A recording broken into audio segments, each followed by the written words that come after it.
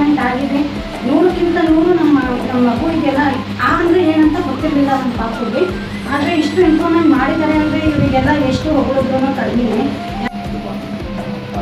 ನಾನು ಕುಶಾಲ ಫಾದರ್ ಮಾತಾಡ್ತೀನಿ.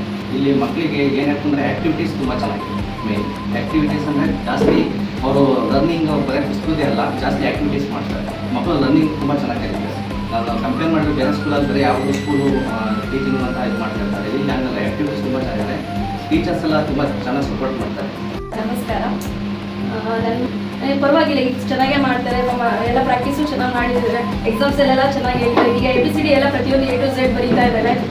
ತುಂಬ ಚೆನ್ನಾಗಿದೆ. ಹಿಂಗೆ ಇಂಪ್ರೂವ್ ಮಾಡ್ಕೊಂಡು ಒಳ್ಳೆ ಇಂಪ್ರೂವ್ಮೆಂಟ್ ಮಾಡ್ತಾ ಇದ್ದಾರೆ. ಮನೆಯಲ್ಲಿ ತಿಂಡಿ ಊಟ ಸೈನ್ಸ್ ಏನೂ ಮಾಡಲ್ಲ.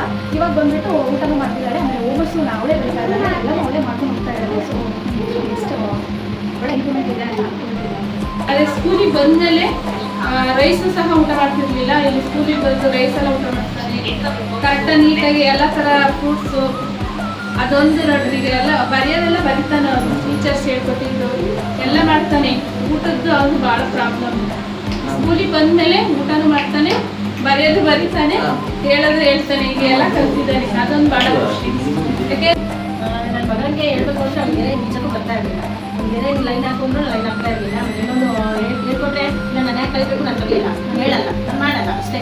ಇಲ್ಲಿ ಬಂದು ಆದ್ಮೇಲೆ ಮ್ಯಾಮ್ ಹೇಳಿದ್ದಾರೆ ಅಂತ ಒಂದು ಮಾತು ಹೇಳಿದ್ರೆ ಸಾಕು, ಮ್ಯಾಮ್ ಹೇಳಿದ್ದಾರೆ ಅಮ್ಮ ಮಾಡ್ತೀನಿ, ಬರೀತೀನಿ. ಏನಾದರೂ ಅಷ್ಟೇ, ಯಾವುದಾದ್ರೂ ಒಂದು ಆ್ಯಕ್ಟಿವಿಟೀಸ್ ಆದರೂ ಅಷ್ಟೇ ಮನೆಯಲ್ಲಿ ಮ್ಯಾಮ್ ಹೇಳಿದ್ದಾರೆ ಮಾಡಬೇಡ ಅಂತ ಕೇಳಲ್ಲ. ಆ ರೀತಿ ಅವರು ಗೈಡ್ ಅಪ್ ಮಾಡಿದ್ದಾರೆ. ಅವರು ಥ್ಯಾಂಕ್ಸ್ ಹೇಳ್ತೀನಿ. ನನ್ನ ಮಗಳು ಈ ಸ್ಕೂಲ್ ಬರೋಕ್ಕಿಂತ ಮುಂಚೆ ಏನೂ ಬರಿತಾ ಇದ್ದಿಲ್ಲ.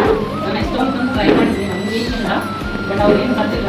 ಮತ್ತೆ ನಮಗೆ ಸ್ಕೂಲ್ ಚೆನ್ನಾಗಿ ಬರ್ತಿತ್ತು, ಎಲ್ಲ ಕರ್ಕೊಂಡಿದ್ದು. ಆ ಏಜಿಗೆ ಅಷ್ಟು ಕರ್ಕೊಂಡ್ರೆ ಗ್ರೇಟ್. ನಾನು ವೈಷ್ಣವಿ ಆ್ಯಕ್ಚುಲಿ ನಾನು 3 ಮಕ್ಕಳು ಇರಿಸ್ಕೊಂಡು ಹೋಗ್ತಿರೋದು.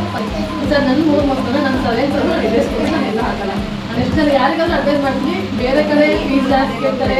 ಅದಾಗಿ ದೊಡ್ಡ ಸ್ಕೂಲು, ನಮಗೆ ದೊಡ್ಡ ಸ್ಕೂಲ್ ಇಂಪಾರ್ಟೆಂಟ್ ಫೀಸ್ ಇಂಪಾರ್ಟೆಂಟ್. ನಮ್ಮ ಮಕ್ಕಳು ಏನು ಕಲ್ತ್ಕೊಳ್ಳೋದು ಇಂಪಾರ್ಟೆಂಟ್. ನನ್ನ ಮಗಳು ಈಗ ಪ್ರತಿ ನನ್ನ ಮಗಳು ವೈಷ್ಣವಿ ಎಲ್ಲರೂ 23 ಲೈನ್ಸ್ ಇರ್ತಾರೆ ಕಂಟಿನ್ಯೂಸ್. 1 ನಿಮಿಷ ಫುಲ್ ಸ್ಟಾಪ್ ಇದ್ದರೆ ಹೇಳ್ತಾರೆ ಅಂದರೆ ಎಷ್ಟು ಮಾಡಿ ಟೀಚ್ ಮಾಡೋದು ಅದ್ರಾಗ ಗೊತ್ತಾಗುತ್ತೆ. ಸ್ಕೂಲಿಗೆ ನನ್ನ ಮಕ್ಕಳು ಹೇಗೆ ಅಂದರೆ ನನಗೆ ಏನು ಕಷ್ಟನೇ ಇಲ್ಲ. ಅವ್ರ ಪಾಡಿಗೆ ಅವ್ರು ಹೋಮ್ವರ್ಕ್ ಮಾಡ್ತಾರೆ. ಮೇಡಮ್ಗಳು ಹೇಳೋದೇ ಇರ್ಬೋದು, ನೀಟಾಗಿ ಕೇಳ್ಕೊಂಡ್ಬರ್ತಾರೆ. ನನಗೇನು ಅವ್ರದ್ದು ಅಷ್ಟೇನು ಕಷ್ಟ ಅನಿಸ್ತಿಲ್ಲ. ಏನೋ ಟೀಚರ್ಸ್ ಸಹ ತುಂಬ ಚೆನ್ನಾಗಿ ಪ್ರೋತ್ಸಾಹ ಕೊಡ್ತಾ ಇದ್ದಾರೆ.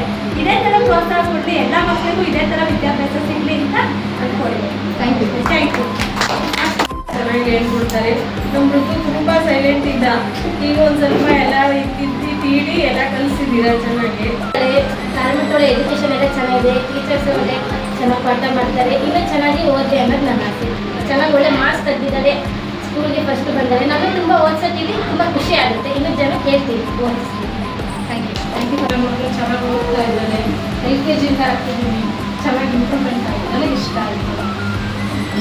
ನನ್ನ ಮಗಳ ಹೆಸರು ಚಾಲ್ವಿ. ಕರ್ಕೊಂಡ್ಬಂದು ಸೇರಿಸಿದಾಗ ಅವಳು ಡೈಲಿ ಶನಿವಾರನೂ ಸಹ ಅವ್ಳಿಗೆ ರಜೆ ಇತ್ತು. ಹೋಗ್ತೀನಿ, ಅಮ್ಮ ಸ್ಕೂಲಿಗೆ ಹೋಗ್ತೀನಿ, ಅಮ್ಮ ಸ್ಕೂಲಿಗೆ ಹೋಗ್ತೀನಿ, ಅಷ್ಟು ಇಷ್ಟಪಡ್ತಾರೆ.